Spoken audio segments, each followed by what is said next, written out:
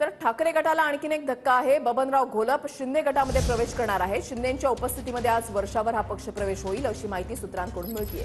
शिर्डीमधून उमेदवारी नाकारल्यानं घोलप ठाकरे गटामध्ये नाराज होते आणि बबनराव घोलप यांचा माहितीला नाशिकमध्ये फायदा होण्याची शक्यताही वर्तवली जाते। नाशिकच्या जागेवर माहितीकडून अद्याप उमेदवार जाहीर करण्यात आलेला नाही। नाना 25 वर्ष आमदार, माजी मंत्री, बाळासाहेबांचे अत्यंत जवळचे निष्ठावान शिवसैनिक आपण आज शिंदे गटात प्रवेश करताय, नेमकं काय कारण?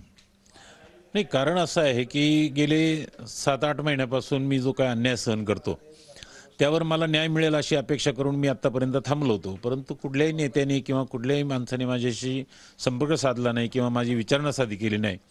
यावरून माझं असं वाटलं की माझी गरज आता शिवसेनेची संपलेली आहे आणि त्यामुळे मी एकनाथ शिंदेंनी जो काही गट निर्माण करून बाळासाहेबांच्या विचारानं ते पुढे चाललेत त्यांच्याबरोबर जावं, लोकांची कामं करावी हा विचार घेऊन मी आता त्यांच्यामध्ये सहभागी होतो। नाना, आपला नेमका आक्षेप कोणावर आहे? मधल्या काळात ज्यावेळेला आपण आम्हाला इंटरव्ह्यू दिला त्यावेळेला आपण मिलिंद नार्वेकर यांच्यावर आक्षेप घेतला होता। नाही, आजही माझा आक्षेप तोच आहे की ही जी काही मंडळी आहे ज्यांना आपण का जवळ करता, जर तुमचा पक्ष फुटतोय, अनेक नेत्यांनी आरोप केले की याच्यामुळे चाललो बाहेर चाललो।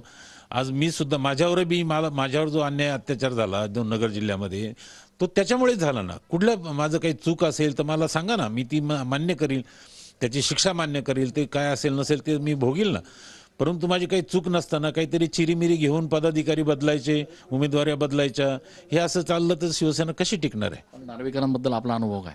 फार वाईट आहे, नीट बोलत नाही, शिवसेना पक्षाबद्दलचं काही त्यांना आस्था नाही, कुठल्या प्रकारचं त्यांना असं म्हणजे शिवसेना वाढीला लागावं असा एकही शब्द मी माझ्या आयुष्यात कधी ऐकला नाही। कॅमेरा पर्सन विकी पवारसह मी चंदन पूजाधिकारी, TV9 मराठी।